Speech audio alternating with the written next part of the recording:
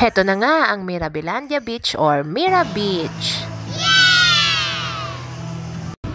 Okay, so kung makikita ninyo, ayan, nasa tabi lang siya ng mismong Mirabilandia, nasa gilid. Kasi ayan yung iSpeed na sinakyan ni Kayla. Maliit lamang po ang Mira Beach, hindi katulad ng Legoland Water Park ng Gardaland. Okay, so ang mga nakikita po natin yan na mga kamachurwa ay hindi po namin inavail. Hanggang tingin-tingin na lang po tayo.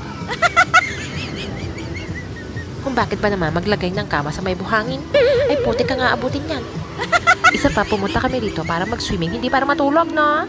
Ay sus, nagkunwari ka pa, ayaw mo lamang dagdag ng bayad. So kung napapansin nyo, ako po ay nasa labas ng bakod kasi po hinarangan ako ni ate. Bawal pala magdala ng gadget sa loob. Yes, very maarte po sila ng slide dito kasi po kailangan iwan yung mga valuables doon sa locker. Pwede pong kumuha sa labas lang pero pagka pumasok ka po doon sa swimming pool ay hindi po pwede. Hindi rin naman po pwedeng iwan yung mga importanteng bagay doon sa aming mga sunbeds dahil wala pong nagbabantay doon, mawawala. Kaya naman bago ako nag-swimming ay nag-video ako ng very quick. Very konti lang po ang aking na-video dito kasi nga atat na akong mag-swimming. So after kong ma-video, iniwan ko na sa locker ang cellphone. At maghapon na sa locker ang mga cellphone namin. So walang gadget ngayong araw na ito. Sa mga oras pong ito, konti pa lang ang mga tao. Pero noong tanghali na, dumami na po sila. Kaya naman inagahan namin dahil paunahan sa pagkuha ng sunbeds at umbrellas. Dahil kapag naubusan ka nun, ay kukuha ka na doon sa mga may bayad. Ay, alam nyo naman, kami ay laging doon sa gratis. O libre. So, ayan po ang mga libreng sunbeds at umbrella. Dito po kami sa bandang ito, sa merong pula. Ayan, yung nakikita nyong red na malaki na yon, doon kami. Yes! Ito naman po yung swimming pool ng style ay Lazy River na kung saan kukuha ka ng salbabida tapos mahiga ka doon tapos wala lang, magpapaagos-agos ka lang doon sa tubig. Lazy River nga, no? Lazy, tamad.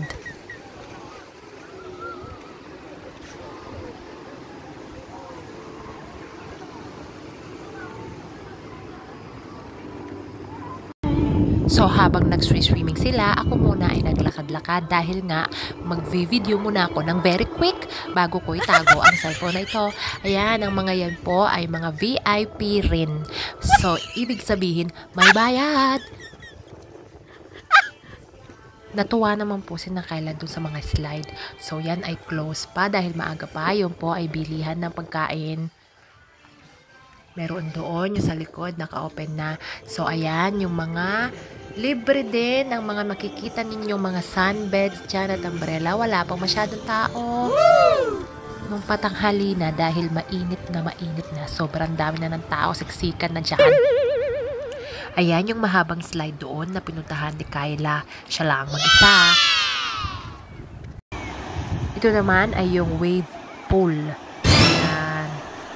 So, syempre, nandun din ako sa labas ng bakod.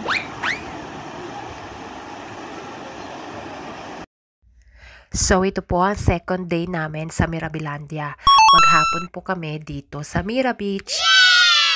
Kaya nung napagod naman na sila, kami bumalik na sa aming B&B. Tapos nung pahapon, pumasok ulit kami sa Mirabilandia. Yes! At doon na kami nagpagabi para manood nung show nung gabi. Yung kay Peter Pan.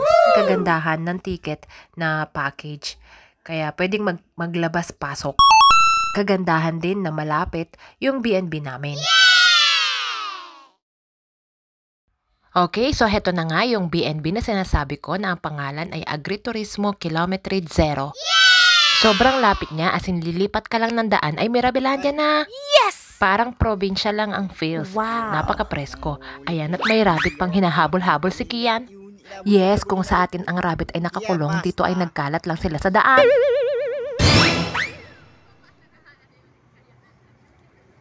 Ito ay sa labas ng B&B, bali bago kami mag-almusal, si Kian ay makikipaghabulan muna sa mga rabbit.